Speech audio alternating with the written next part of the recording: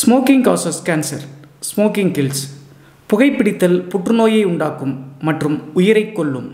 Consumption of alcohol is injurious to health. மது அருந்துதல் உடல் நலத்திற்கு கேடு விளைவிக்கும். Be safe, don't drink and drive. பாதுகாப்பாக இருப்பீர், மது அருந்துவிட்டு வாகனம் ஓட்டாதீர்.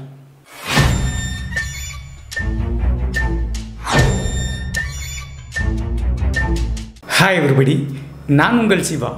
Welcome to our channel. இன்றைய காணொளியில் தமிழ்நாட்டினுடைய கரூருக்கு அருகாமையில் அமராவதி ஆற்று படுகையோரத்தில் நடந்த ஒரு அதிபயங்கர அமானுஷ்ய திகில் சம்பவத்தை தாங்க முழுமையாக பார்க்க போகிறோம். இந்த சம்பவத்தில் ஒரு நபர் பேருந்து லேட்டான காரணத்தினால நள்ளிரவு நேரத்தில் தன்னுடைய சொந்த கிராமத்திற்கு போகும்போது அந்த ஆற்றுப்படுகை ஓரத்தில் ஒரு துஷ்டமுனியினால் பாதிக்கப்பட்டு அப்போது நடந்த திகில் மற்றும் அமானுஷ்ய சம்பவம் தாங்க இன்றைய காணொளி.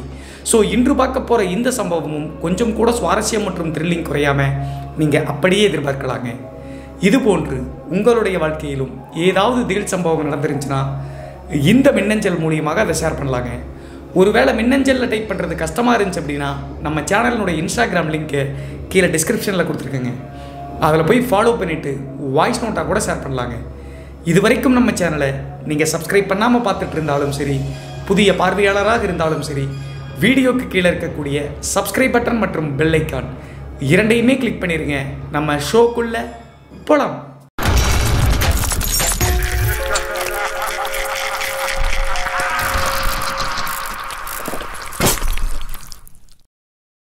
ஸ்டோரிக்குள்ளே போகிறதுக்கு முன்னாடி நம்ம சேனல் சப்ஸ்கிரைபர் மற்றும் பொதுமக்கள் எல்லாத்துக்குமே இனிய தீபாவளி நல்வாழ்த்துக்கள். இந்த தீபாவளியை இனிப்புகளோடு இனிய மனதோடு எல்லாத்தையும் அரவணைச்சு தீபாவளியை செலிப்ரேட் பண்ணுங்கள் பாதுகாப்பாக. பட்டாசுகள் வெடிக்கும் போது குழந்தைகளாக இருந்தீங்க அப்படின்னா கண்டிப்பாக பெற்றோர்களுடைய பாதுகாப்போடு பார்வையில் வெடிங்க, அப்போது தான் சேஃப். எகைன் எல்லாத்துக்கும் ஹாப்பி தீபாவளி. இந்த அமானுஷ்ய சம்பவம் நான் ஏற்கனவே சொன்ன மாதிரி தமிழ்நாட்டினுடைய கரூரிலிருந்து ஒரு 15 கிலோமீட்டர் தள்ளி இருக்கக்கூடிய அமராவதி ஆற்று படுகையோரத்தில் அமைந்திருக்கக்கூடிய ஒரு கிராமத்தில் 2000 காலகட்டத்தில் நடந்த திகில் நிகழ்வு தாங்க இந்த நிகழ்வு. இந்த சம்பவத்தை நம்மளுக்கு மின்னஞ்சல் மூலியமாக ஷேர் பண்ணது இளம்பரிதி அப்படிங்கிற நம்ம சேனலினுடைய சப்ஸ்கிரைபருங்க. இந்த நிகழ்வு இவருக்கு நடந்ததா அப்படின்னு சொல்லி பார்த்தா இல்லைங்க, 2000 காலகட்டத்தில் இவங்களுடைய தாத்தாவான ராமசாமி அப்படிங்கிற நபருக்கு நடந்த சம்பவம் தாங்க இந்த சம்பவம். அப்படி என்ன நடந்துச்சு அப்படின்னு சொல்லி பார்த்தா, இந்த இளம்பரதி தன்னுடைய அப்பா அம்மா மற்றும் தாத்தாவோடு சென்னையில் தான் தற்போதும் வச்சுட்டு இருக்காருங்க. 1995 காலகட்டத்தில் இந்த இளம்பரதியினுடைய அப்பாவுக்கு பொதுப்பணித்துறையில் வேலை கிடைச்சிருந்துருக்குங்க. அது மட்டும் இல்லாமல் இவருக்கு வேலை அமைஞ்ச இடம் எது அப்படின்னு சொல்லி பார்த்தா தலைநகரமான சென்னையில் தாங்க. அந்த காரணத்தினால குடும்பத்தோடு ஷிஃப்ட் ஆக வேண்டிய கட்டாயம்ங்க. அந்த டைமில் தன்னுடைய தாத்தாவான ராமசாமி அப்புறம் இளம்பரதியினுடைய அம்மா அப்பாவோடு சேர்த்து சென்னைக்கு ஷிஃப்ட் ஆகுறாங்க. அவங்களுடைய பாட்டி முன்னாடியே இறந்து போயிட்டாங்க. அதற்கடுத்து 95 காலகட்டத்திலிருந்து 2000 காலகட்டம் வரைக்கும் கிட்டத்தட்ட 5 வருட காலகட்டம் சென்னையில் தான் இளம்பரிதி அப்படிங்கிறவங்களுடைய அப்பா வேலை செஞ்சுட்டு இருக்காருங்க. 2000 காலகட்டத்தில் இளம்பரிதியினுடைய தாத்தா மற்றும் அவங்களுடைய அப்பாவினுடைய சொந்த ஊரான கரூரில் அவங்களுடைய சொந்தக்காரங்க ஒருத்தவங்க வீடு கட்டுறாங்க. வீடு கட்டி புண்ணியர்ச்சனைக்காக அழைப்பு சென்னையில் பத்திரிகை கொடுத்துட்டு போகிறாங்க. அந்த பத்திரிகை கொடுத்துட்டு போன உடனே இந்த ராமசாமி அப்படிங்கிற அவங்களுடைய தாத்தா தன்னுடைய மகன்கிட்ட புண்ணியர்ச்சனைக்கு போயிட்டு வரலாம் அப்படின்னு சொல்லி சொல்கிறாங்க. அப்போது அவங்களுடைய அப்பா நான் வர முடியாது அப்படின்னு சொல்லிட்டாருங்க. அதற்கான முக்கிய காரணம் என்ன அப்படின்னு சொல்லி பார்த்தா, இவங்களுடைய சொந்த ஊர் நான் ஏற்கனவே சொன்ன மாதிரி கரூர்லேருந்து ஒரு 15 கிலோமீட்டர் தொலைவில் இருக்கக்கூடிய இந்த அமானுஷ்ய சம்பவம் நடந்த அந்த கிராமம் தாங்க. அந்த கிராமம் தான் பூர்வீகம்ங்க. இப்போது வீடு கட்டி இருக்கிறதும் வேறு யாரும் கிடையாதுங்க, ராமசாமியினுடைய தம்பி மகன் தாங்க வீடு கட்டியிருக்காங்க. ஏற்கனவே இந்த 2 குடும்பத்திற்கும் பல வருடங்களாக பகை இருந்திருக்குங்க. அந்த பகையெல்லாம் விட்டுட்டு தான் ராமசாமியினுடைய தம்பி மகன் பத்திரிக்கை வச்சுட்டு போயிருக்காங்க, குடும்பத்தோடு வந்துருங்க அப்படின்னு சொல்லிட்டு. ஆனால் இளம்பரிதியினுடைய அப்பாவும் அம்மாவும் நாங்கள் வரமாட்டோம், இப்போது மட்டும் நாங்கள் எப்படி உங்களுக்கு கண்ணுக்கு தெரிஞ்சோம், போகிறதுனா நீங்கள் மட்டும் போங்க அப்படின்னு சொல்லிட்டு இந்த ராமசாமி அப்படிங்கிற இளம்பரிதியினுடைய தாத்தா கிட்ட திட்டுறாங்க. நீங்கள் நல்லா புரிஞ்சுக்குங்க, இந்த மின்னஞ்சல் அனுப்பின இளம்பரிதிக்கு அப்போது 5 வயசு தாங்க. இப்போது அவருக்கு கிட்டத்தட்ட ஒரு 29-30 வயது இருக்குங்க. நம்முடைய சேனலை தொடர்ந்து பார்த்துட்டு இருக்கக்கூடிய இந்த விஷயத்தை அவங்களுடைய தாத்தா கிட்ட சொல்லும்போது அவருடைய தாத்தா சொன்ன விஷயத்தை தான் அப்படியே நம்மளுக்கு ஷேர் பண்ணியிருக்காருங்க. இப்போது அவங்களுடைய தாத்தாவுக்கு கிட்டத்தட்ட ஒரு 85 வயது இருக்குமாமங்க. நல்ல ஆரோக்கியமாக தான் இருக்காரு அப்படின்னு சொல்லிட்டு இந்த இளம்பரதி அப்படிங்கிறது சொல்லி முடிச்சிருக்காருங்க. நம்ம கதைக்குள்ளே வரலாம். அதற்கடுத்து அந்த புண்ணியர்ச்சனை வீட்டுக்கு போகணும் அப்படின்னு சொல்லிட்டு இந்த ராமசாமி அப்படிங்கிற இவங்களுடைய தாத்தா தன்னுடைய மகன்கிட்ட போடாத சண்டை இல்லைங்க. 2000 காலகட்டத்தில் அவங்களுடைய தாத்தாவுக்கு தோராயமாக ஒரு 59-60 வயது இருந்திருக்குங்க. நம்மளும் போகணும் அப்படின்னா அந்த உறவு முறிஞ்சு போயிடும், நம்மளுடைய தம்பி மகனுடைய வீட்டு விசேஷத்துக்கு போயிட்டு வரணும் அப்படின்னு சொல்லிட்டு வேற வழி இல்லாமல் இவங்களுடைய தாத்தா மட்டும் கிளம்புறாருங்க. ஏற்கனவே மகனும் மருமகளும் வரல அப்படின்னு சொல்லிட்டாங்க இல்லையா, அதனால என்ன பண்றது அப்படின்னு சொல்லிட்டு ராமசாமி யோசிக்க ஆரம்பிச்சாருங்க, நம்ம எப்படி போறது அப்படின்னு சொல்லிட்டு. அந்த டைம்ல இந்த ராமசாமி அப்படிங்கிறவர் அடுத்த நாள் மறுநாள் காலையிலையும் அவங்களுடைய மகன்கிட்டையும் சமாதானப்படுத்த ட்ரை பண்ணுறாருங்க. அதற்கு அடுத்த நாள் தாங்க புண்ணியர்ச்சனை காலையில் 4:30 மணிக்கு போகணும். அதற்கடுத்து அன்றைய மதியம் வரைக்கும் நான் இன்னைக்கு வரப்போகிறதில்ல அப்படின்னு சொன்ன காரணத்தினால அன்றைய மதியம் தான் சென்னையில் வந்து பார்த்தீங்கன்னா பஸ் ஏறி கிளம்ப ஆரம்பிக்கிறாருங்க கரூர் போகலாம் அப்படின்னு சொல்லிட்டு. அன்றைய நள்ளிரவு நேரம் எத்தனை மணி ஆனாலும் மிட் நைட் டைமில் கூட கரூருக்கு வந்து ரீச் ஆகிட்டோம் அப்படின்னா காலையில் வந்து புண்ணியர்ச்சனை அப்படின்னு சொல்லிட்டு திட்டம் போட்டு தான் இந்த ராமசாமி கிளம்ப ஆரம்பிக்கிறாருங்க. அதே மாதிரி அன்றைய பகல் கிளம்பி பேருந்தில் வந்த காரணத்தினால நள்ளிரவு 11 மணி 11:30 மணி ஆயிடுச்சுங்க கரூர் பஸ் ஸ்டாண்டில் வந்து இறங்க. அந்த டைம் கரெக்டாக கரூர் பஸ் ஸ்டாண்ட்லேருந்து கடைசி பஸ்ஸில் தாங்க பிடிக்கிறாரு. சரி இவர் என்ன திட்டம் போடுறாருன்னா மறுபடியும் அவருடைய வில்லேஜினுடைய பேருந்து நிலையத்தில் இறங்கிட்டோம் அப்படின்னா புண்ணியர்ச்சனை வீடு அப்படிங்கிற காரணத்தினால 2 கிலோமீட்டர் உள்ள நடந்து போகணுங்க. யாராவது பைக்கில் வந்தாங்க அப்படின்னா பிடிச்சி போயிடலாம் அப்படின்னு சொல்லிட்டு முடிவெடுத்து அந்த கடைசி பேருந்தில் ஏறி கரெக்டாக அந்த வில்லேஜினுடைய பேருந்து நிலையத்தில் போய் இறங்குறாருங்க. அந்த பேருந்து நிலையத்திலிருந்து இறங்கி நான் ஏற்கனவே சொன்ன மாதிரி ஒரு 2 கிலோமீட்டர் 2.5 கிலோமீட்டர் தூரம் நடந்தே போகணுங்க. அப்போது இவர் நினைச்சது எல்லாமே தப்பு அப்படி சொல்லிட்டு புரிய ஆரம்பிச்சுங்க. என்ன காரணம் அப்படின்னா அந்த கடைசி பஸ் வந்து பார்த்தீங்கன்னா 11:30 மணி 12 மணி தோராயமாக தாங்க வந்து விட்டுட்டு போகுது. அதற்கடுத்து யாருமே இருசக்கர வாகனங்களில் வரலைங்க. இதற்கு மேலேயும் நம்ம வெயிட் பண்ணோம் அப்படின்னா கஷ்டம் அப்படி சொல்லிட்டு நினச்சிக்கிட்டு நடந்தே போயிடலாம் அப்படின்னு சொல்லிட்டு முடிவு இருக்கிறாருங்க. அப்போது இவருக்கு இன்னும் ஒரு சிக்கல் இருக்குங்க. அவருடைய கிராமத்துக்கு போய் சேருவதற்கு 2 வழிப்பாதைகள் இருக்குங்க. அதில் ஒரு வழிப்பாதை என்ன அப்படின்னு சொல்லி பார்த்தா அமராவதி ஆற்றுப்படுகையை தாண்டி தாங்க இவருடைய வில்லேஜுக்கு போக வேண்டிய கட்டாயம். அந்த காரணத்தால் 2 வீலர்லேயோ அல்லது வேறு வாகனங்களில் போனோம் அப்படின்னா 3 கிலோமீட்டர் தூரம் அதாவது ரோட்லேயே போய் ஓவர் பிரிட்ஜை தாண்டி வந்து பார்த்தீங்கன்னா கிராமத்துக்கு போயிடலாங்க. அதை தவிர்த்து ஒரு 1.5 கிலோமீட்டர் ஷார்ட்கட் மாதிரி ஒரு வே இருக்குங்க. அந்த வே என்ன அப்படின்னு சொல்லி பார்த்தா அமராவதி ஆறு இருக்கு இல்லையா, அந்த ஆற்று பாசன வழியில் போயிட்டு ஆற்றை வந்து கிராஸ் பண்ணி அடுத்த ஏரியாவுக்கு போனோம் அப்படின்னா ஏரிக்கரையை தாண்டி போனோம் அப்படின்னா மறுபடியும் ஒரு 1/2 கிலோமீட்டர் இவருடைய வில்லேஜ் இருக்குங்க. எப்படியும் அந்த ஆற்றை கிராஸ் பண்ணி தான் ஆகணும். ஏன்னா 1.5 கிலோமீட்டர் தூரம் தானே, சுற்றி போனோம் அப்படின்னா 2.5 கிலோமீட்டர் 3 கிலோமீட்டர் வருது அப்படின்னு சொல்லிட்டு யோசிச்சுக்கிட்டு ராமசாமி ஆற்றில் இறங்கி போகக்கூடிய வழிபாதையை சூஸ் பண்ணாருங்க. இதுதான் அவர் செய்த முதல் தவறு அப்படின்னு சொல்லலாங்க. இந்த ராமசாமி அப்படிங்கிறவருக்கு அது சொந்த வில்லேஜ் அப்படிங்கிற காரணத்தினால அங்கே இருக்கும்போது இந்த ஆற்றுப்படுகையை கிராஸ் பண்ணுவது சாதாரணங்க. அதை மனசில் நினச்சி தான் அந்த ஆற்றுப்படுகையை கிராஸ் பண்ணலாம் அப்படின்னு சொல்லிட்டு அந்த வழிபாதையை சூஸ் பண்ணி போயிட்டு இருக்காருங்க. அப்போது இந்த ராமசாமி அப்படிங்கிற ஒரு புகைப்பிடிக்கக்கூடிய பழக்கம் இருக்குங்க. பீடியை குடிச்சுக்கிட்டே வந்து பார்த்தீங்கன்னா அந்த ஆற்றுப்படுகை ஓரத்தில் அந்த காட்டு வழிப்பாதை மாதிரி நடந்து போயிட்டு இருக்காருங்க. கரெக்டாக அந்த அமராவதி ஆற்றுப்படுகையை பக்கத்தில் நெருங்கி போன உடனே அந்த ஆற்றில் இறங்குறதுக்கு ஒரு கொஞ்சம் தூரத்துக்கு முன்னாடி ஒரு பெரிய நாவல் மரம் இருக்குங்க. அந்த நாவல் மரத்தை பார்த்த உடனே டக்குன்னு இந்த ராமசாமிக்கு ஒரு வகையான பயம் வந்துருச்சுங்க. என்ன காரணம் அப்படின்னா இந்த கரையில் இருக்கக்கூடிய வில்லேஜ்காரங்களும் சரிங்க, அதே மாதிரி அடுத்த கரையை தாண்டி போனால் இவங்களுடைய சொந்த ஊர் அந்த வில்லேஜ்காரங்களும் சரி அந்த நாவல் மரத்தில் ஒரு துஷ்டமுனி வச்சுட்டு இருக்கு அப்படி சொல்லிட்டு ரொம்ப காலமாக ஒரு பேச்சு இருக்குங்க. ஆனால் அங்கே இருக்கிற வரைக்கும் இந்த ராமசாமி வந்து பார்த்தீங்கன்னா அதை கேள்விப்பட்டாலும் கூட அதை பெரிதாக எடுக்காம தாங்க இருந்திருக்காரு. என்ன காரணம் அப்படின்னா ஊர்க்காரங்க நிறைய பேர் சொன்னாலும் கூட அவர் வந்து அந்த மாதிரி நேரில் பார்த்ததே கிடையாதுங்க. இருந்தாலும் நள்ளிரவு நேரமாச்சே இந்நேரத்துக்கு அந்த நாவல் மரத்தை பார்த்துட்டுமே அப்படி சொல்லிட்டு யோசிச்சு தான் ராமசாமிக்கு கொஞ்சம் கருக்குன்னு ஆயிடுச்சுங்க. அதே நேரத்தில் அந்த ஆற்றுப்படுகை ஓரத்தில் இருக்கக்கூடிய அந்த கிராமத்துக்காரங்க சொல்வதெல்லாம் பொய் கிடையாதுங்க. நிறைய பேர் அந்த நாவல் மரம் மற்றும் அந்த ஆற்றுப்படுகை தாண்டக்கூடிய போகக்கூடிய வழிப்பாதையில் ஏகப்பட்ட பேர் உயிரிழந்திருக்காங்க. திடீர்னு காக்கா வலிப்பு அந்த மாதிரி செத்து போய் கிடப்பாங்க. காலையில் போய் பார்த்தாங்க அப்படின்னா அந்த வழிப்பாதையில் கிராஸ் பண்ணி ஆற்றை கடக்கலாம்னு சொல்லிட்டு நினச்சவங்க நிறைய பேர் இறந்து போயிருக்காங்க. இதெல்லாம் மனசில் நினச்சிக்கிட்டு தான் இந்த ராமசாமிக்கு கொஞ்சம் பயம் வந்துருக்குங்க. இருந்தாலும் இவருக்கு 60 வயசு ஆயிடுச்சுங்க. இது வரைக்கும் கேள்விதான் பட்டிருக்க மொழியே அங்கே துஷ்டமுனி எதுவும் பார்த்ததில்லையே அப்படின்னு சொல்லிட்டு கரெக்டாக அந்த நாவல் மரத்தை நோக்கி நடந்து போகிறாருங்க. அந்த நாவல் மரம் ஒட்டி இருக்கக்கூடிய அந்த வழிப்பாதையில் தான் போய் ஆற்றில் இறங்கி அதற்கடுத்து கரையை தாண்டினா தான் இவருடைய ஊர் இருக்குங்க. அந்த காரணத்தினால நடந்து போயிட்டே இருக்கும்போது நாவல் மரத்துக்கும் இவருக்கும் கொஞ்சம் டிஸ்டன்ஸில் ஒரு ஆற்று மேடுங்க. ஃபுல்லாகவே வந்து பார்த்தீங்கன்னா ஒரு மேட்டு பகுதி மாதிரி இருக்குது. அந்த மேட்டு பகுதியில் ஒரு நபர் வந்து நின்றுட்டு இருக்காருங்க. இதை பார்த்த உடனே இந்த ராமசாமி அப்படிங்கிற இந்த தாத்தாவுக்கு கொஞ்சம் சந்தோஷம் வந்துருச்சுங்க. என்ன காரணம் அப்படின்னு சொல்லி பார்த்தா இவர் இந்த ஊருக்கு வந்து இந்த சொந்த வில்லேஜுக்கு வந்து 1 வருடத்துக்கு மேலாச்சுங்க. ஆற்றில் எவ்வளோ தண்ணி போகும் அப்படின்னு சொல்லிட்டு ஒரு யூகத்திலேயே திங்க் பண்ணிட்டே வந்துட்டு இருந்தாருங்க. சரி அங்கே ஒரு நபர் நிற்கிறாரு அவர்கிட்ட கேட்கலாம் அப்படின்னு சொல்லிட்டு நினச்சிக்கிட்டு ஐயா ஐயா அப்படின்னு சொல்லிட்டு இங்கிருந்து சத்தம் போடுறாருங்க. எவ்வளவு சத்தம் போட்டும் கூட அந்த மேட்டு பகுதியில் நிற்கக்கூடிய நபர் எந்தவித ரெஸ்பான்ஸும் பண்ணாமல் அங்கேயே நிற்கிறாருங்க. அதற்கடுத்து என்னடா இவ்வளவு சத்தம் போடுறான் பதில் சொல்லாமல் நிற்கிறாரு அப்படின்னு சொல்லிட்டு யோசிச்சுக்கிட்டு ஏப்பா உன்னத்தா அப்படின்னு சொல்லிட்டு இந்த ராமசாமி அப்படிங்கிற தாத்தா வந்து சத்தம் போடுறாருங்க மறுபடியும். அந்த நேரம் அந்த மேட்டு பகுதியில் நின்ற நபர் என்ன பண்ணுறாருன்னா எந்தவித பதிலும் சொல்லாமல் டக்குன்னு அந்த நாவல் மரம் இருக்கு இல்லையா அந்த சைடில் இருக்கக்கூடிய இறக்கத்தை நோக்கி சல்லுன்னு இறங்கி வர்றாருங்க. இதை பார்த்த உடனே இந்த ராமசாமி என்ன நினைச்சிட்டார் அப்படின்னா நம்ம பேசுறதுக்கு தான் பதில் சொல்லிடலான்னு கூட நம்ம கிட்ட சொல்றதுக்கு தான் இறங்கி வந்து அந்த நாவல் மரம் பக்கத்தில் நிற்பாராட்டிருக்கு, நம்ம போய் கேட்டுக்கலாம் அப்படின்னு சொல்லிட்டு இவரும் நாவல் மரத்தை நோக்கி நெருங்கி போறாருங்க. அப்படி நெருங்கி போய் நாவல் மரத்துக்கும் இவருக்கும் ஒரு 10 மீட்டர் டிஸ்டன்ஸ் தாங்க இருக்கும். அதே நேரத்தில் அந்த மேட்டு பகுதியில் நின்று அந்த மர்மமான நபரும் அந்த நாவல் மரத்துக்கு பக்கத்தில் வந்து நின்றுட்டாருங்க. அதற்கு அடுத்த நொடியே இந்த ராமசாமி தாத்தா பேசலாம் அப்படின்னு சொல்லிட்டு முயற்சிச்ச அடுத்த நொடியேங்க டக்குன்னு அங்கே நின்றுட்டு இருந்த அந்த மர்மமான நபர் சரன்னு அந்த நாவல் மரத்து மேலே சாதாரண மனுஷன் அப்படி ஏறவே முடியாதுங்க. மரமே குலுங்குற மாதிரி ஒரு குலுக்கி சல்லுன்னு அப்படியே மேலே போகிறாருங்க அந்த நாவல் மரத்தில். அதை பார்த்த உடனே ஸ்டன்னாகி நின்றுட்டாருங்க இந்த ராமசாமி தாத்தா. என்ன காரணம் அப்படின்னா அது இயல்பான மனுஷன் கிடையாது அப்படின்னு சொல்லிட்டு அப்போதுதான் புரிஞ்சுக்குங்க. அதே நேரத்தில் அந்த சொந்த ஊரில் அத்தனை நாட்கள் இருந்தும் கூட எப்போதுமே இந்த துஷ்ட முனியை அவர் பார்த்ததே இல்லை. ஆனால் இப்போது நேர்லேயே பார்த்தாருங்க, அது கண்டிப்பாக அந்த முனியினுடைய வேலை தான் அப்படின்னு சொல்லிட்டு. அதற்கடுத்து அந்த நாவல் மரத்தை கிராஸ் பண்ணால் தான் இவருடைய ஊருக்கே போய் சேர்ந்தாகணும். வேற வழிபாதையும் கிடையாதுங்க, சைடு ஃபுல்லாகவே முட்கள் தான் இருக்குது. கொஞ்சம் தூரம் அந்த நாவல் மரத்தை தாண்டி போனோம் அப்படின்னா ஆற்றுல இறங்கி அதற்கடுத்து கரையில் ஏறி தான் மறுபடியும் ஒரு 1/2 கிலோமீட்டர் தூரம் போனால் தான் இவருடைய ஊர் இருக்குது. ஸோ இதெல்லாம் நினச்சி பார்த்து அந்த உருவத்தை பார்த்த பயத்தில் வந்து பார்த்தீங்கன்னா அங்கேயே நின்றுட்டாருங்க.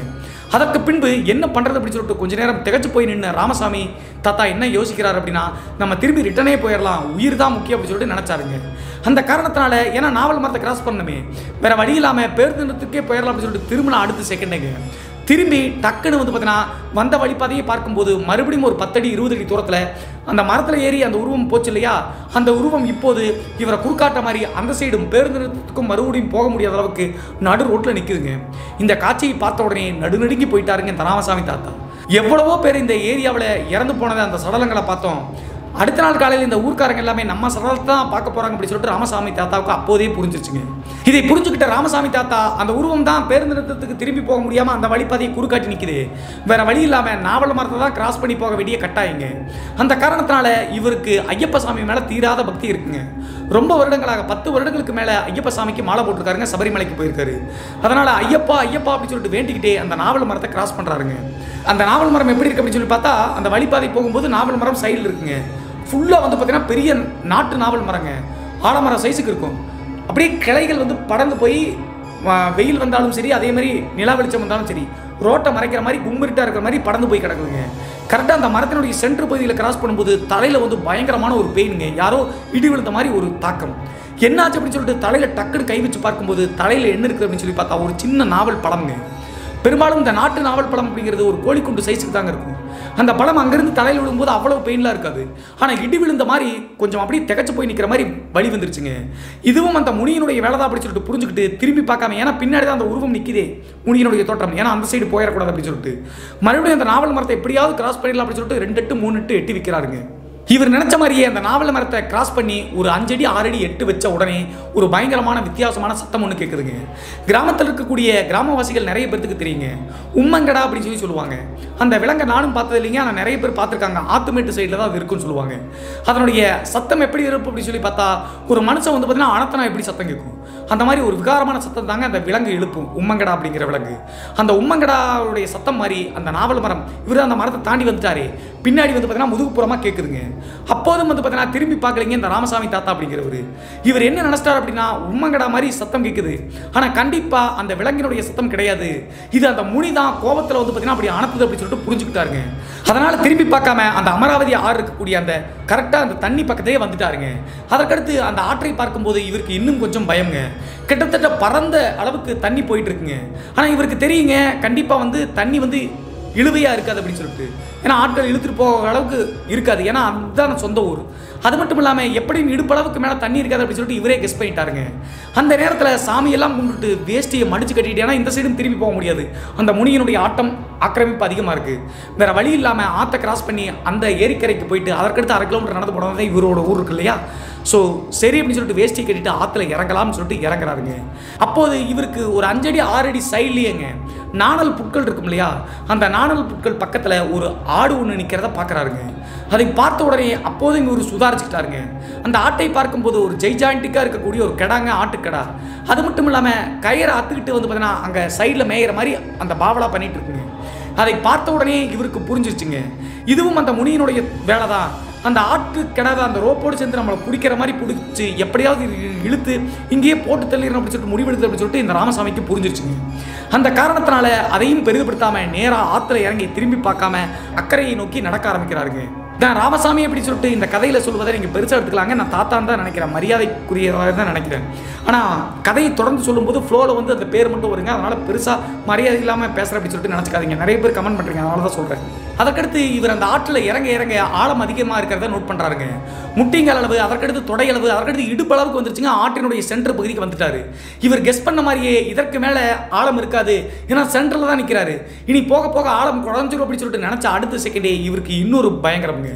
என்ன நடச்சு அப்படின்னு சொல்லி பார்த்தா, இவர் ஆற்றுல இறங்கும் போது ஒரு ஆட்டுக்கடா ஒன்று அங்கே மேய்ஞ்சிட்டு இருந்துச்சு இல்லையா, அந்த ஆட்டுக்கடா எங்கிருந்து வந்துச்சு அப்படின்னே தெரியலீங்க. இவருக்கு முன்னாடி ஒரு 5 அடி தூரத்தில் அந்த தண்ணியில் வந்து பார்த்தீங்கன்னா சாதாரணமாக நடக்கிற மாதிரி முன்னாடி பேன கத்திக்கிட்டே நடந்து போகுதுங்க. இதை டக்குன்னு பார்த்த ராமசாமி தாத்தா நடுநடுக்கி போயிட்டாருங்க. எப்படி நம்மளை கிராஸ் பண்ணி முன்னாடி வந்துச்சு அப்படின்னு சொல்லிட்டு. அது கண்டிப்பாக ஆட்டுக்கடா கிடையாது அப்படின்னு சொல்லிட்டு இவருக்கு தெரியுதுங்க. அதற்கான காரணம் என்ன அப்படின்னு சொல்லி பார்த்தா, சாதாரணமாக அந்த தண்ணியில் வந்து ஆடு நீந்துற மாதிரி போகாமல் மேலே ரோப்போடு சேர்ந்து இழுத்துட்டு போகிற மாதிரி போகுதுங்க.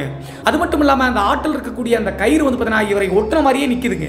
இவர் பிடிக்கணும் அப்படின்னு சொல்லிட்டு நினச்சி தான் அந்த முனி இப்படி பண்ண மாட்டேருக்கு அப்படின்னு சொல்லிட்டு ராமசாமி தாத்தாவுக்கு நல்லாவே புரிஞ்சிருச்சுங்க.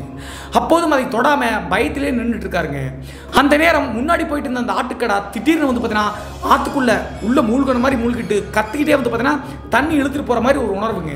அதை பார்த்து அடுத்த நொடியே கொஞ்சம் ஸ்டன்னாகி நின்றுட்டாருங்க இந்த தாத்தாவுக்கு. அவ்வளவு ஆற்றுல நடந்து போனாலும் கூட மேலே முகமெல்லாம் வெறுத்து விறுவிறுத்து போயிடுச்சுங்க, பயந்துட்டாரு. அந்த நேரமே ஐயப்பா ஐயப்பா அப்படின்னு சொல்லிட்டு வேண்ட ஆரம்பிச்சிட்டாருங்க. அந்த ஆட்டுக்கடா வந்து பார்த்தீங்கன்னா தண்ணியில் மூழ்கிற அடுத்த நொடியே இவருடைய கால்களை பிடிச்சி யாரோ தண்ணிக்குள்ளே இழுக்கிற மாதிரி ஒரு உணர்வுங்க. பயந்து போய் நம்முடைய வாழ்நாள் இதுதான் கடைசி அப்படின்னு சொல்லிட்டு ராமசாமி தாத்தாவுக்கு நல்லாவே புரிஞ்சிச்சுங்க. அந்த நேரமே வந்து பார்த்தீங்கன்னா அந்த முனி இருக்கக்கூடிய அந்த நாவல் மரம் இருக்கக்கூடிய அந்த ஏரிக்கரையிலிருந்து ராமசாமி அப்படி சொல்லிட்டு இவருடைய பேரை சொல்லி யாரோ கூப்பிடுற மாதிரி சத்தம் கேட்குதுங்க. அந்த சத்தத்தை கேட்ட உடனே டக்குன்னு இந்த ராமசாமி தாத்தா கொஞ்சம் பயத்தை விட்டு சந்தோஷப்பட்டாருங்க. நம்மளை யாரோ காப்பாற்றுற மாதிரி வந்துட்டாங்க அப்படின்னு சொல்லிட்டு. அது மட்டும் இல்லாமல் பேர் சொல்கிறக்கூடிய அந்த குரல் யாரோடைய அப்படின்னு சொல்லி பார்த்தா இவருடைய கிராமத்தில் இருக்கக்கூடிய நண்பர் ஒருத்தர் தாங்க. அந்த காரணத்தினால ஐயோ நம்மளுடைய நண்பன் வந்துட்டான்னு இருக்கு அப்படின்னு சொல்லிட்டு கொஞ்சம் கூட யோசிக்காம டக்குன்னு அந்த நாவல் மரம் இருக்கக்கூடிய அந்த ஏரிக்கரையை திரும்பி பார்த்துட்டாருங்க. திரும்பி பார்க்கும்போது அங்கே நிற்கிறது இவர் நினச்ச மாதிரி அவருடைய நண்பர் தாங்க. அந்த நேரம் தான் ஒரு 2 அடி 3 அடி மறுபடியும் அந்த நாவல் மரம் இருக்கக்கூடிய பகுதியை நோக்கியே எட்டு வைக்கிறாருங்க.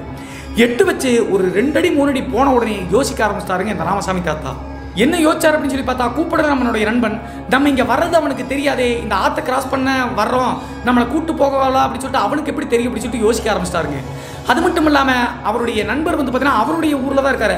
ஆப்போசிட் கரையில் இருக்கக்கூடிய சைடில் தான் அவருடைய வில்லேஜ் இருக்குது. ஆனால் நாவல் மரம் இருக்கக்கூடிய சைடுடைய ஏரிக்கரையில் நிற்கிறாரே அப்படின்னு சொல்லிட்டு யோசிச்சு பார்த்து அப்போதே புரிஞ்சிருச்சுங்க இது எல்லாமே அந்த துஷ்ட முனியினுடைய வேலை தான் அப்படின்னு சொல்லிட்டு நினச்சிக்கிட்டு மறுபடியும் டக்குன்னு ஆப்போசிட் கரைக்கே போடாமல் சொல்லிட்டு திரும்புறாருங்க. திரும்பின அடுத்த செகண்டேங்க அங்கிட்ட இருந்து நண்பனுடைய உருவத்தோட்டத்திலிருந்து ராமசாமின்னு சொல்லிட்டு கூப்பிட்டு இருந்துச்சு இல்லையா, அப்படியே விகாரமான உருவத்தோட்டத்தில் அந்த முனியினுடைய வீரியத்தை அப்போதாங்க பார்க்குறாரு.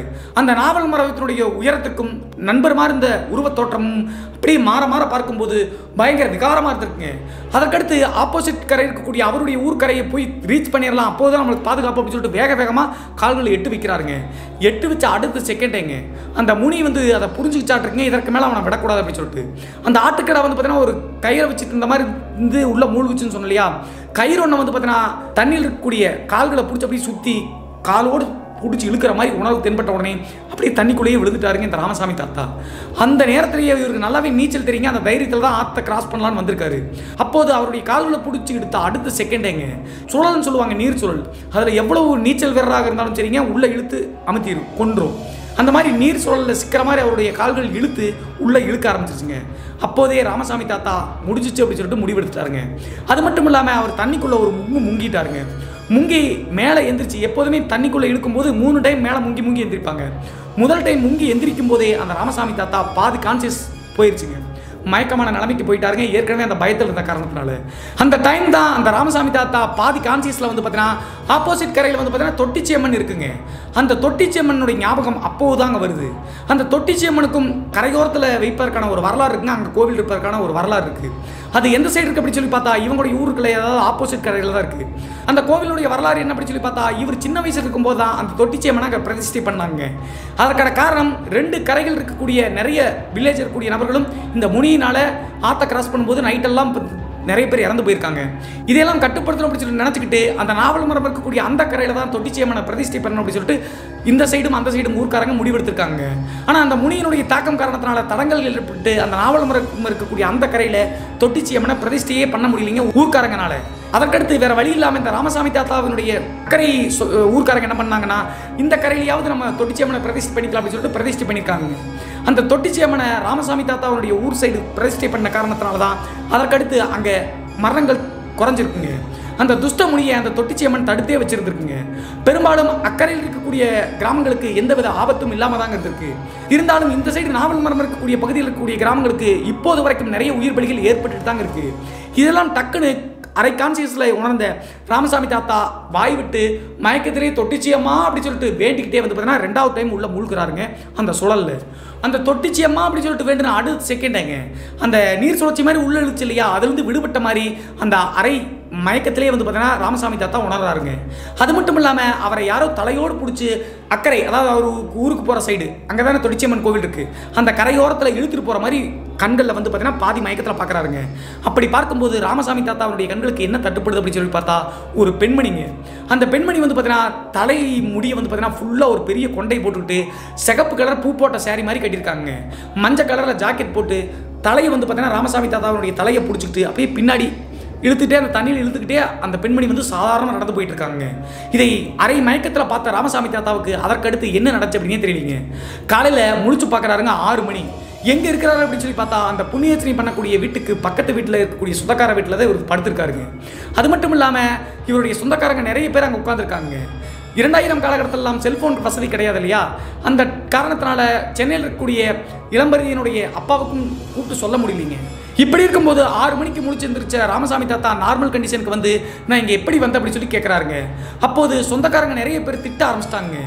முடியல அப்படின்னா காலையில் கூட நீ வெயிட் பண்ணி விடிஞ்ச பின்னாடி 2 வீலரில் வருவாங்கல்ல, சுற்றி அந்த வழித்தடத்தில் வந்திருக்கலாம்ல, 60 வயசில் ஆற்ற கடக்கலாம்னு சொல்லிட்டு முயற்சி செஞ்சு வந்தையாடா அப்படின்னு சொல்லிட்டு திட்டிருக்காங்க அவங்களுடைய நெருங்கிய நண்பர்கள் எல்லாமே. அதில் ஒரு நண்பர் தான் அக்கறையிலேருந்து நைட்டு வந்து பார்த்தீங்கன்னா கூப்பிட்டதுங்க பாதுகாப்புக்காக வாடா போடா அப்படின்னு சொல்லிட்டு. ஆனால் அந்த நண்பரும் இப்போது இங்கே பக்கத்தில் தான் உட்காந்துருக்காரு. அவர்கிட்ட நைட்டு நீ என்னை கூப்பிட வந்தீங்களா ஆத்தங்கரையோரத்துக்கு அப்படின்னு சொல்லி கேட்கும்போது அவருக்கும் ஒன்றும் புரியலிங்க. நான் எங்கடா கூப்பிட வந்தேன், விடிய விடிய புண்ணியர்த்தனை வீட்டில எல்லாம் இருந்து அப்படின்னு சொல்லி சொல்லும்போது தான் நம்ம நினச்சது சரி, நண்பனுடைய உருவத்தோட்டத்தில் அந்த துஷ்டமொழி தான் நம்மளை வந்து கட்டுப்படுத்தி அங்கே நம்மளை போட்டு தழுவதற்காக கூப்பிட்டு அப்படின்னு சொல்லிட்டு புரிஞ்சுக்கிட்டாருங்க. அதற்கடுத்து சொந்தக்காரங்கிட்ட நடந்த விஷயங்கள் அனைத்தையும் ஒன்று விடாமல் அப்படியே சொல்லிட்டாருங்க.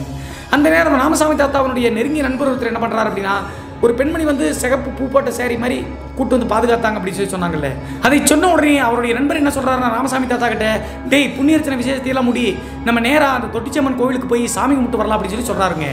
இவரும் வந்து பார்த்தீங்கன்னா நைட்டு நம்மளை காப்பாற்றினதுக்கு நன்றி சொல்லணும் அப்படின்னு சொல்லிட்டு நினச்சிக்கிட்டு புண்ணியர்ச்சனையெல்லாம் முடிச்சு நேராக ஒரு 2 வீலர் எடுத்துகிட்டு 2 நண்பர்களும் ராமசாமி தாத்தாவும் அவருடைய நண்பரும் 2 பேரும் சேர்ந்து அந்த தொட்டிச்சியம்மன் கோவிலுக்கு வர்றாங்க. அங்கே வந்து சாமி கும்பிடும்போது தான் ஒரு முக்கியமான விஷயத்தை இந்த ராமசாமி தாத்தா நோட் பண்ணுறாருங்க. அது என்ன அப்படின்னு சொல்லி பார்த்தா அந்த தொட்டிச்சியம்மன் சிலை வந்து பார்த்தீங்கன்னா கற்கள் ஆன மாதிரி தான் இருக்கும். ஏன்னா ஆற்றங்கரை ஓரத்தில் பெரிய கோவில் மாதிரிலாம் இருக்காது, ஒரு மரத்துக்கு கீழே தொட்டிச்சியம்மனாக வடிவமைச்சிருக்காங்க. பக்கத்திலேயே சந்தன கருப்பன் கோவில் அப்படின்னு சொல்லிட்டு காவல் தெய்வமானு வச்சிருக்காங்க. அப்படி சாமி கும்பிடும்போது தான் ராமசாமி தாத்தா என்ன நோட் பண்ணார் அப்படின்னா, அந்த தொட்டிச்சியம்மனை சுற்றி ஒரு பட்டு ஒன்று முன்னாடி நாள் வந்து பார்த்தீங்கன்னா யாரோ வேண்டுதலுக்காக சேவல் எடுத்து வந்து தொட்டிச்சியம்மனுக்கு பட்டு வந்து உடுத்திருக்காங்க அந்த கல்மா இருக்கக்கூடிய சிலையில். அந்த பட்டை பார்க்கும்போதே ராமசாமி தாத்தாவுக்கு புல்லரிச்சு போச்சுங்க. என்ன காரணம் அப்படின்னு சொல்லி பார்த்தா, நைட்டு அந்த ஆற்றிலிருந்து நம்மளை இழுத்துட்டு ஒரு பெண்மணி கொண்டை போட்டு இழுத்துட்டு வந்தாங்கல்ல, சிகப்பு கலர் பூ போட்ட சேரீ கட்டியிருந்தாங்கல்ல, அதே சேரீ தாங்க இப்போது அந்த தொட்டிச்சியம்மனுடைய அந்த சிலையில் வந்து பார்த்தீங்கன்னா உடுத்திருக்காங்க. இதை பார்த்த உடனே உடம்பே புல்லரிச்சிருச்சுங்க இந்த ராமசாமி தாத்தாக்கு. அதையும் தன்னுடைய நண்பர்கிட்ட சொன்ன உடனே நண்பர் வந்து இதெல்லாம் உனக்கு தெரியணும்னு சொல்லி தான் கூட்டிகிட்டு வந்து அப்படி சொல்லி சொல்லியிருக்காருங்க. அப்போதான் இந்த ராமசாமி தாத்தா நான் எப்படா வீட்டுக்கு வந்து சேர்ந்தேன் அப்படின்னு சொல்லி கேட்கும்போது என்ன சொல்லியிருக்காங்க அப்படின்னு சொல்லி பார்த்தா, நாங்கள் காலையில் வந்து பார்த்தீங்கன்னா புண்ணியர்ச்சனை வீட்டில் விசேஷம் இருக்குது, ஒரு 4-5 பேர் சேர்ந்து குளிக்கலாம்னு சொல்லிட்டு ஆற்றுக்கு வந்தோம்டா. வந்து பார்க்கும்போது கரெக்டாக அந்த ஆற்று வழியில் தான் தொட்டிச்சியம்மன் கோவில் இருக்குது. தொட்டிச்சியம்மன் கோவிலில் வந்து பார்த்தீங்கன்னா நீ மயக்க நிலையில் படுத்து கிடந்த, யாருன்னு சொல்லிட்டு பார்த்து நீன்னு சொல்லிட்டு தெரிஞ்சுட்டு தான் தூக்கிட்டு வந்து கிராமத்துக்கு ஒன்று அப்படியே தூக்கிட்டு வந்தோம் அப்படின்னு சொல்லி சொல்லும்போது, அதற்கடுத்து இவர் வந்து சொன்னார் இல்லையா, சிகப்பு கலர் பூ போட்ட சேரீயில் வந்து பார்த்தீங்கன்னா ஒரு பெண்மணி தூக்கிட்டு வந்தாங்க அப்படின்னு சொல்லிட்டு, இவருக்கும் தொட்டிச்சியம்மன் தான் அப்படி சொல்லிட்டு தெரியும். ஆனால் இந்த நண்பர்கள் எல்லாமே தொட்டிச்சியம்மன் கோவிலிருந்து இவர் தூக்கும் போதே அந்த பட்டு உடுத்தினது அந்த சிகப்பு பூ போட்ட சேரீ தான் பார்த்துருக்காங்க. அதனால தான் நண்பர் வந்து பார்த்தீங்கன்னா தொட்டிச்சியம்மன் கோவிலுக்கு போகலாம் அப்படின்னு சொல்லிட்டு தெரிஞ்சுக்கிட்டு அவரே சொல்லிட்டு வாயால் அப்படின்னு சொல்லிட்டு சொல்வதற்காக தான் கூப்பிட்டு வந்திருக்காரு. இந்த நிகழ்வுகள் அனைத்தையும் சொன்ன உடனே ராமசாமி தாத்தா வந்து பார்த்தீங்கன்னா தொட்டிச்சியம்மனுக்கு மனசார வேண்டிட்டாருங்க. அதுக்கடுத்து தொட்டிச்சியம்மனுக்கு நன்றி சொல்லி சாமி கும்பிட்டு முடிச்சுட்டு அன்றைய நாள் கிராமத்தில் இருந்துட்டு 3 நாள் வந்து பார்த்தீங்கன்னா அவங்களுடைய சொந்த ஊர் அப்படிங்கிற காரணத்தினால ஊர்லேயே இருந்திருக்காருங்க. மூன்றாவது நாள் அவங்களுடைய நெருங்கின சொந்தக்காரங்கள்லாம் கூப்பிட்டு வந்து நன்றி சொல்வதற்காக அந்த சந்தனக்கருப்பன் கோவிலில் வந்து பார்த்தீங்கன்னா சேவல் அறுத்து சாமி கும்பிட்டு தொட்டிச்சம்மனையும் மறுபடியும் கும்பிட்டு அந்த அம்மனுக்கு ஒரு பட்டு உடுத்திட்டு அங்கிருந்து கிளம்பி சென்னைக்கு வந்து சேர்ந்தாருங்க இந்த ராமசாமி தாத்தா அப்படிங்கிறது. உங்களுக்கெல்லாம் ஒரு கேள்வி வந்திருக்கும். ஃபர்ஸ்ட் டைம் வந்து பார்த்தீங்கன்னா ராமசாமி தாத்தா பேருந்து நிலையத்திலிருந்து இறங்கி வரும்போது அந்த ஆத்துமேட்டில் அந்நேரத்துக்கு ஒரு நபர் நின்னார்ல, அப்போதே கெஸ்ட் பண்ணியிருக்க வேணாமா, ஆள் அரவமற்ற இடத்துல அந்நேரத்துக்கு ஒரு நபர் நிற்கிறார் அப்படின்னு சொல்லிட்டு. இவர் என்ன நினைச்சிட்டார் அப்படின்னா, பெரும்பாலும் நைட்டு நேரத்தில் ஊர்க்காரங்களில் சில பேர் மீன் பிடிப்பதற்காக ஆத்தங்கரைக்கு வருவாங்க. நைட்டு நேரத்திலேயே மீன் பிடிக்க வருவாங்க அப்படின்னு சொல்லிட்டு நிறைய பேர் கேள்வி கேட்பாங்க. அதற்கான காரணம் என்ன அப்படின்னு சொல்லி பார்த்தா, இந்த அமராவதி ஆற்றுப்படுகையோரத்தில் தண்ணீர் வந்து நிறைய வரும்போது பெரிய பெரிய கெண்டை மீன்கள் வருங்க. அப்படி இருக்கும்போது டார்ச் லைட்டை கொண்டு வந்து நைட்டு மிட் நைட் டைமில் கரையோரத்தில் டார்ச் லைட் அடிச்சோம் அப்படின்னா அந்த பெரிய பெரிய கெண்டை மீன்கள் வருங்க. அந்த நேரத்தில் ஈட்டி மாதிரி ஒரு ஆயுதத்தை வச்சு அந்த கெண்டை மீன்களை குத்தி பிடிப்பாங்க. நிறைய மீன்களை நைட்டு வந்து பார்த்தீங்கன்னா பகலில் விட நைட்டு பிடிச்சிடலாம். அந்த காரணத்தினால மீன் பிடிக்க தான் யாரோ வந்திருக்காங்க அப்படின்னு சொல்லிட்டு நினச்சிட்டு தான் அந்த நபரை வந்து பார்த்தீங்கன்னா ஆழம் எவ்வளோ இருக்கு அப்படின்னு சொல்லிட்டு கேட்கலாம்னு சொல்லிட்டு அந்த உருவத்தை அந்த நபரை கூப்பிட்டுருக்காருங்க. இது உங்களுக்கு புரியணும், ஏன்னா இடையில சொல்லாமல் மறந்துட்டு, அதனால தான் சொன்னேங்க. நம்மளுடைய சேனலில் ராமசாமி தாத்தாவினுடைய பேரனான இளம்பருதி அப்படிங்கிறவர் தொடர்ந்து பார்த்துட்டு இருக்காருங்க. முந்தானேத்தா இந்த வீடியோவை பார்த்துருக்கும் போது அவங்களுடைய தாத்தா இது என்னடா அப்படின்னு சொல்லி கேட்கும்போது நடந்த விஷயங்கள் நம்மளுடைய சேனலை பற்றி அப்படியே சொல்லியிருக்காருங்க. அதற்கடுத்து அவங்களுடைய தாத்தாவுக்கு அவருக்கு நடந்த அந்த விஷயங்களை அப்படியே ஷேர் பண்ணி நம்ம சேனலில் போட சொன்ன காரணத்தினால நம்ம அப்படியே அப்லோட் பண்ணியிருக்காங்க. 2000 காலகட்டத்தில் என்னுடைய தாத்தாவுக்கு நடந்த இந்த சம்பவத்தை கேட்கும் போதே எனக்கு உடம்பெல்லாம் நடுங்கி போச்சு பிரதர். அதனால தான் உங்களுக்கு ஷேர் பண்ண அப்படின்னு சொல்லிட்டு சொன்ன இளம்பருதிக்கும் அவங்களுடைய தாத்தாவுக்கும் ஒரு நன்றி சொல்லிட்டு இன்றைய காணொலியை இதோடு முடிச்சுக்கலாங்க. இந்த ஸ்டோரி வந்து ரொம்ப ஷார்ட்டாக இருந்தாலும் நிறைய அமானுஷ்யமான த்ரில்லிங்கான விஷயங்கள் இருந்த காரணத்தினால தாங்க உங்களுக்கு ஷேர் பண்ணேன். அண்ட் எஸ், நிக்கோட சாஃப்ட்வேரை ஃப்ரீயாக பெற டிஸ்கிரிப்ஷன் மற்றும் பின் கமெண்ட் இருக்கக்கூடிய லிங்கை ஃபாலோ பண்ணிக்கங்க. ஃபாலோ தி கண்டிஷன்ஸ் அண்ட் 100% சக்ஸஸை பெற அப்கிரேட் ஆகிக்கங்க. இன்றைய காணொலி பற்றிய உங்களுடைய கருத்து என்ன அப்படின்னு சொல்லிட்டு மறக்காமல் ஷேர் பண்ணுங்கள். இதுபோன்று உங்களுடைய வாழ்க்கையிலும் ஏதாவது திகில் சம்பவம் நடந்துருச்சுன்னா இந்த மின்னஞ்சல் மூலியமாக அதை ஷேர் பண்ணலாங்க. ஒருவேளை மின்னஞ்சலில் டைப் பண்ணுறது கஷ்டமாக இருந்துச்சு அப்படின்னா நம்ம சேனலோட இன்ஸ்டாகிராம் லிங்கை கீழே டிஸ்கிரிப்ஷனில் கொடுத்துருக்கேங்க. அதில் போய் ஃபாலோ பண்ணிவிட்டு வாய்ஸ் நோட்டாக கூட ஷேர் பண்ணலாங்க. மீண்டும் ஒரு த்ரில்லிங்கான அமானுஷ்ய எபிசோடுடன் உங்களை சந்திக்கும் வரை நான் உங்கள் சிவா.